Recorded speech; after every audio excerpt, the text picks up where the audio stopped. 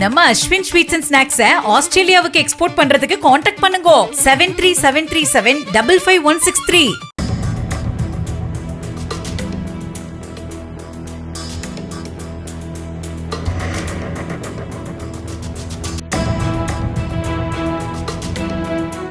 மாமனாரை கத்திகால் குத்தி கொலை செய்த மருமகளை காவல்துறை கைது செய்யாமல் விடுவித்திருப்பது பொதுமக்களிடையே வரவேற்பே பெற்று வருகிறது. சென்னை பல்லாவரம் அடுத்த சங்கர் நகர் காவல் நிலைய எல்லைக்குட்பட்ட அனகாபுத்தூர் கஸ்தூரிபாய் நகர் பகுதியில் வசித்து வந்த இளம் பெண்ணின் கணவர் 4 மாதத்திற்கு முன்பு உடல் நலம் சரியில்லாமல் இறந்த நிலையில் 2 குழந்தைகளுடன் கணவரது வீட்டிலேயே வசித்து வந்துள்ளார். இந்த நிலையில் தந்தையை போல பார்த்துக் கொள்ள வேண்டிய மாமனார் பெருமாள் தொடர்ந்து மருமகளுக்கு பாலியல் தொல்லை கொடுத்து வந்ததாக கூறப்படுகிறது. இந்நிலையில் ஜூன் 29ஆம் தேதி இரவு மருமகள் தனது குழந்தைகளுடன் படுத்து உறங்கியுள்ளார். நள்ளிரவு 2:30 மணியளவில் கதவை தட்டி மருமகளிடம் பெருமாள் தவறாக நடக்க முயன்றதாக கூறப்படுகிறது. இதனால் ஆத்திரமடைந்த மருமகள் வீட்டில் இருந்த சிறிய காய்கறி நறுக்கும் கத்தியை எடுத்து பெருமாளின் கழுத்தில் குத்தியுள்ளார். இதில் பலத்த காயமடைந்த பெருமாள் சம்பவ இடத்திலேயே உயிரிழந்தார். இதனைத் தொடர்ந்து கொலை வழக்கு பதிவு செய்த சங்கர் நகர் போலீசார் விசாரணை செய்தனர். அப்போது, உனக்கு நான் சம்பாதித்து கொடுக்கிறேன், அதனால் என்னுடைய தேவைகளை நீ நிவர்த்தி செய்ய வேண்டும் என்கிற ரீதியில் கடந்த சில மாதங்களாகவே மருமகளுக்கு பாலியல் ரீதியாக மாமனார் தொல்லை கொடுத்தது விசாரணையில் தெரிய வந்தது. மாமனாரின் நடவடிக்கைகள் குறித்து மாமியாரிடம் மருமகள் தெரிவித்திருக்கிறார். இது தொடர்பாக கணவன் மனைவிக்குள் மோதல் ஏற்பட்டுள்ளது. கணவருடன் ஏற்பட்ட மோதலை தொடர்ந்து பெண்ணின் மாமியார் உறவினர் வீட்டுக்கு சென்று விட்டார்.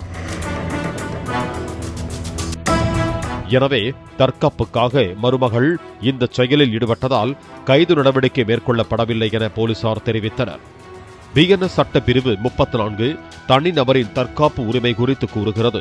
இந்த பிரிவின்படி தனிநபர் தன்னையோ அல்லது சொத்தையோ ஆபத்தில் இருந்து காப்பதற்கு மேற்கொள்ளும் செயல் எதுவும் குற்றம் ஆகாது என கூறப்பட்டுள்ளது.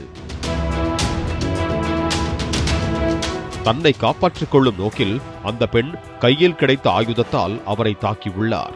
ஆகவே இந்த வழக்கை பிஎன்எஸ் சட்ட பிரிவு 34 சேர்ப்பதற்கு பரிந்துரைக்கப்பட்டது. தற்காப்புக்காக நடந்த கொலை என்பதால் தற்போது நீதிமன்றத்திற்கு தெரிவிக்க வேண்டியது இல்லை. குற்றப்பத்திரிகையை தாக்கல் செய்யும் போது தெரிவிப்போம். மாமனாரின் குடும்பத்தினர் உள்பட உறவினர்கள் அனைவரும் அந்த பெண்ணுக்கு சாதகமாக உள்ளனர். அதனால் இந்த வழக்கில் கைது நடவடிக்கை எடுக்கவில்லை என போலீசார் தெரிவித்திருக்கிறார்கள். அதே நேரம் கைது நடவடிக்கை தவிர்க்கப்பட்டாலும் நீதிமன்ற விசாரணையில் சம்பந்தப்பட்ட பெண் தன் மீது தவறு இல்லை என்பதை நிரூபிக்க வேண்டும் என வழக்கறிஞர்கள் கூறுகின்றனர்.